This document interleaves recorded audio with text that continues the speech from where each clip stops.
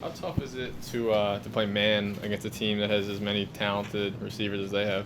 Tough, tough. You know, Tom does a great job in terms of just the coverage part of it, just getting the ball out to the skill players. I think that's probably one of the biggest assets or one of the best characteristics about Tom, how quickly he gets the ball out, recognizing matchups, getting the ball to the skill players, and getting the ball to the young people.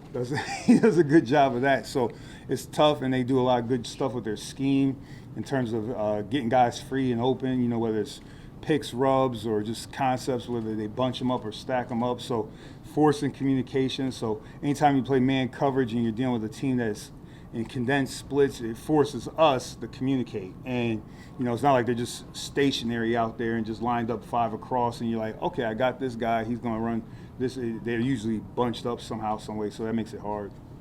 Just looking at the numbers PFF-wise about why you guys have been better defensively, your coverage grades, according to them at least, have been better the last few games. When you watch the film, why in particular is that? Why are you guys playing better coverage? I think part of it is, getting comfortable with one another. I think a big part of coverage is communication. I think that's a big part of it. Obviously, I had to do a better, improving, hopefully, and keep improving in terms of putting the guys in the right spot to, help them, do their job. But I think a lot of it is communication, also awareness, and then just in general, when you just think about it, now you're, week 9 or week 10 of the season? Like, there's more film on tape. There's more film on tape, so you start to recognize what they're doing. The first 4 weeks, you think but you might not really know. Then you have injuries and people are in different spots. But once you start to collect that tape, again, guys don't really vary too far from what they're going to do, so you kind of have an idea, and the guys have some more awareness.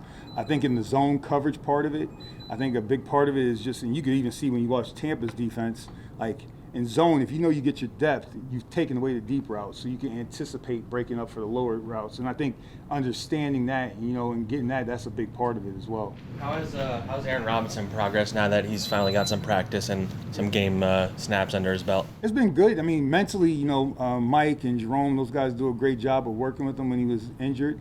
And I mean, you can see the growth, whether it's the walkthroughs or just him with the extra meetings, but you can see the skill set on the field easily. I mean, the guy can run, he can tackle, he's fast.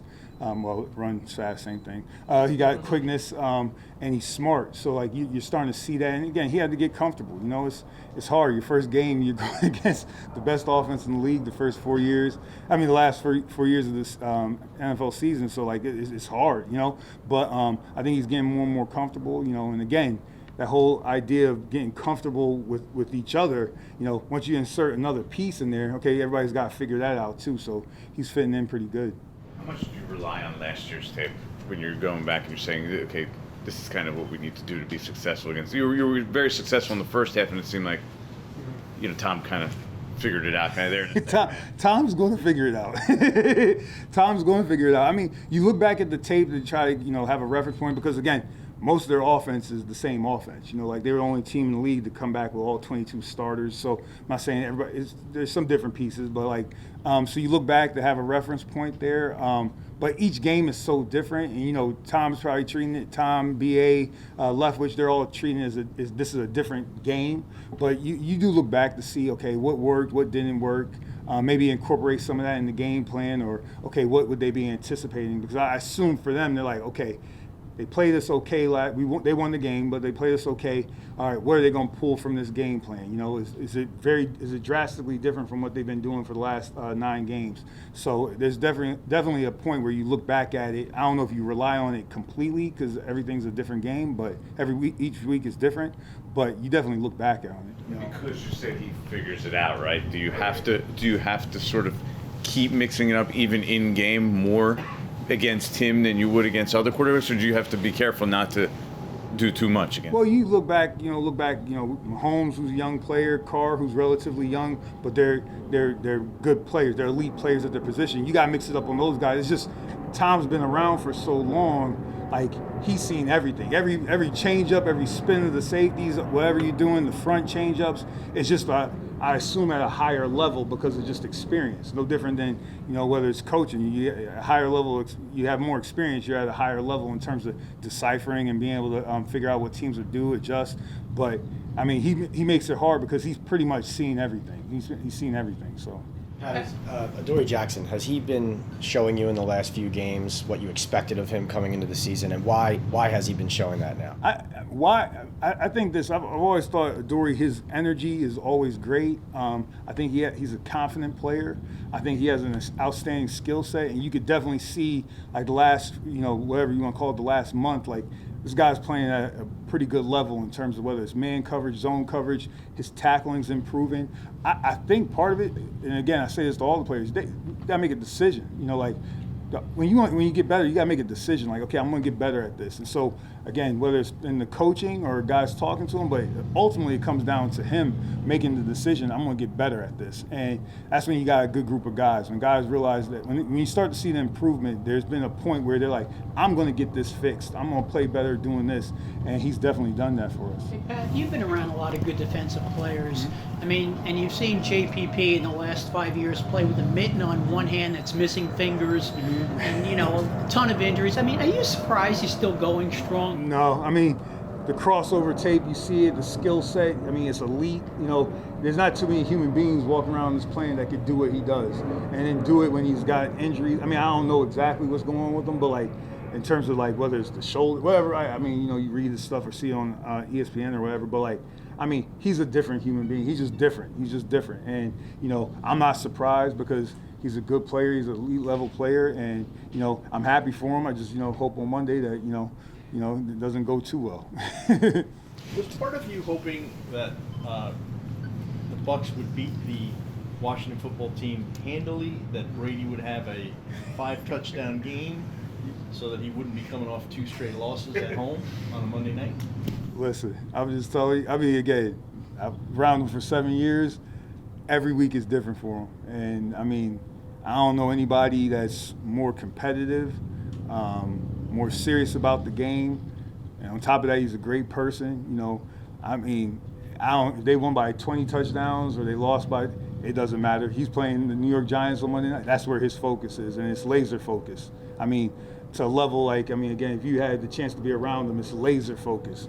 Truly, to be around one of the best to ever play the game and just see that focus.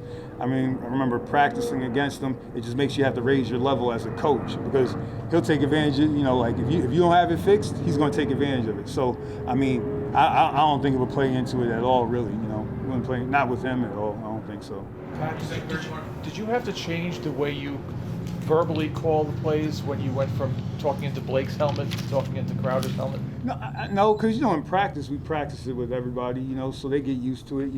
I'm not one to do a whole bunch of talking between the play. I give the call out, and I'm not like alert this, alert that. I don't do that per se as much, so not really. Didn't have to change it too much. No. What have you thought about Crowder's play? He hasn't come off the field since Blake got hurt.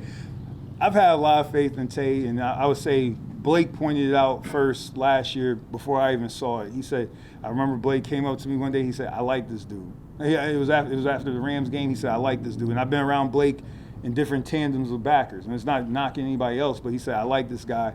He helps me out there. And so to hear Blake and the relationship I have with Blake, for him to say that, I mean, that's when I was like, okay, let me, and then you start paying attention more. And, Tay is real attentive. He's smart. He has leadership skills. Again, I don't know if he's the most boisterous or, vocal guy, but like his leadership skills, it reminds me similar to guys I coached before. Like Jamie Collins might not say anything, all right, but he was one of the leaders on the team because everybody followed suit with him. Like when I've coached that guy, and it's just they got a different style of doing it, The Pat Graham head coach buzz is starting again. Do you hear that? Are you flattered by that? The Pat Graham get fired buzz was started too. I don't even think about it. I mean, again, I'm a New York Giant, love being a New York Giant. This is, again, my dream job to be here, representing this organization for the people. Again, I told you, some of my best friends, head coach, one of my best friends, the ownership, the fact that the people I learned football from are New York Giants. I mean, I couldn't ask for a better situation. I could care less about that stuff. Were you by any chance with the Patriots when they lost on Monday night against Kansas City? Oh yeah. You trying to bring back nightmares? That's yeah. Hey, when we rolled into the game, I was like, I remember this trip. Yes, absolutely, I remember that. All right, so you saw Brady and the team recover from that. Yeah. And I think that was 2 straight losses, right? No, we lost to Miami. We were up by 17. We lost to Miami. Then we came back. We beat Minnesota. Then we beat Oakland. So we were 2-1. Then we lost. Then we lost to Kansas City 2-2, and we were the worst team ever to play football. And somehow we figured it out. So you've seen him respond to those kinds of. Yeah. Tom's going. I've seen him respond more.